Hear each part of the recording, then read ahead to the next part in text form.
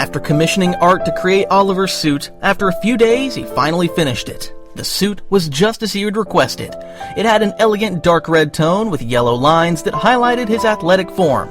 It was flexible but reinforced, with layers of impact-absorbing microfiber and suitable for high-speed flight. When Art handed it to him, Oliver held it as if it were a treasure, because he loved the idea of officially being a hero.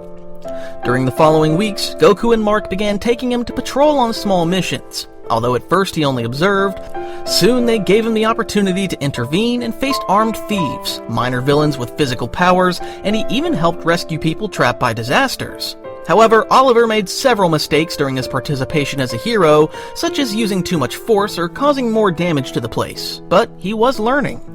Goku took care of correcting his technique, while Mark taught him to think like a protector. Little by little, Oliver understood more the weight of what it meant to be a hero, but that didn't stop him from wanting to be one. But while they were enjoying the peace that existed in a distant dimension far from the radar of Earth's guardians, something else was brewing. In the depths of some alternate world was Angstrom Levy, who walked with a new, improved body. He had spent days merging his biology with interdimensional technology from some very intelligent beings, enhancing his muscles and reinforcing his great brain. He now had the support of small circular drones, which he used to monitor different dimensions from his new base. But it wasn't the only thing he had obtained during all that time. He now had on his side 18 alternate versions of Mark Grayson, all corrupted by their past, by power, or simply born of realities where they never had a choice. However, some stood out among this group for their level of danger, such as Sinister Mark, an Invincible with a suit very similar to the original, except that he had completely black eyes and wore a cape, being someone ruthless and without morals. Then there was Omni-Mark, a version of Mark who supposedly defeated his father and conquered his world, wearing Omni-Man's classic suit with the dried blood still marking the symbol. Then there was Mohawk Mark, someone quite aggressive and not very serious. He was recognizable by his peculiar haircut, and he was generally the first to hurl himself into combat. And finally, Masked Mark, an alternate and arrogant version whose face is covered with a mask that reaches his mouth. Angstrom watched his army with satisfaction, because this was exactly what he wanted. "Are we gonna visit that world you told us about yet? I'm dying to see people's faces when they see so many of us turned into monsters." "That's right, but it won't be that simple. Their world has powerful defenders, especially Goku. That guy isn't a Viltrumite, but his power exceeds the limits of his reality. We'll have to sow chaos first, destroy their balance and Invincible's image." "So, what's the plan?" "We're going in big, but strategic. You will attack the most important points of different nations at the same time. The communication stations, medical centers, the Guardian's base. And when they're weak enough, you must go all out against the mark of that world. I'll force him to watch this Earth burn, the way mine did because of him." Angstrom smiled, a smile that contained nothing human. "All right, let the show begin." While Angstrom was planning everything, that same day Goku and Mark continued with their classic training routine at Mark's house. Goku was having a friendly sparring match against Mark, dodging one of his punches and launching a gust of air that pushed Mark backward. "You've improved, but you can still be faster." "That's what I'm trying, but it's complicated." "Then get ready, because in a real fight there's no time to catch your breath." "Then let's keep going." After saying that, they clashed their fist hard in the air, moving quickly but without causing damage to the house. During their training fight, Oliver was in the living room studying, because despite having powers, his mother taught it was good for him to live like those his age and have a quieter life. But while the sun shone over them and everything seemed at peace, on the other side of the world that tranquility was about to break. Angstrom's portals finally appeared in the sky, unleashing many of the evil variants of Invincible across different countries. In a matter of minutes, different cities around the world were struck by the alternate versions of Invincible, putting the heroes on maximum alert. One of the first to appear was Masked Mark, who descended into the center of the city, brutally laying waste to everything within his reach. Citizens ran in terror as he destroyed buildings. "Pathetic. These people don't amuse me in the slightest." Meanwhile, Omni-Mark was in New York City, slamming directly into a hospital and finishing off the people who were there. Mohawk Mark laughed maniacally as he flew toward one of the country's prisons, tearing apart the helicopters and vehicles that tried to stop him. "Come on, give me something fun! Is this all you've got?" The chaos was absolute, so the news cameras soon captured what was happening, broadcasting live images of multiple Invincibles sowing destruction in different places. At the Guardians' base, the alert systems went to maximum. Robot analyzed the images on different screens, while Cecil, his face hardened, clenched his fists. This can't be happening. Why are there so many variants of Mark attacking us? Be that as it may, we must do something about it. According to the information, there are at least 18 of them loose in the cities.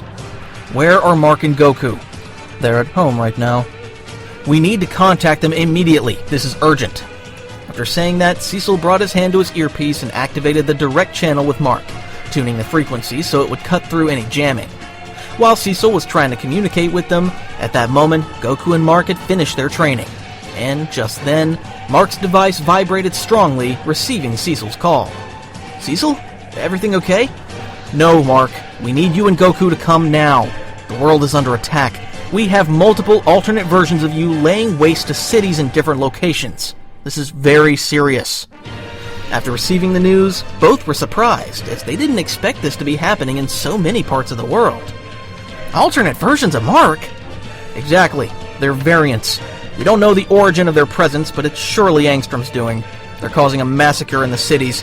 This goes beyond any known threat. No, this can't be happening. Am I the cause of this? No one blames you, Mark, but proceed with caution. The broadcasts are everywhere, and if we don't act fast, not only will there be more injured, but the heroes could confuse you and attack you. We'll go right away! Hurry! We'll try to cover as much area as we can with the Guardians' help. We can't let them keep destroying the cities. Mark nodded with determination. He was willing to stop his evil variants, not only because his image was being destroyed, but because of the people who might be affected. If these guys are versions of me, then I have to be the one to stop them. I can't let them tear apart what we fought so hard to protect.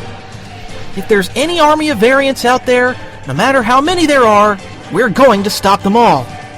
Yes, Goku, we will. But we'll have to split up to stop them as quickly as possible. Very well. I trust that you can take those guys down.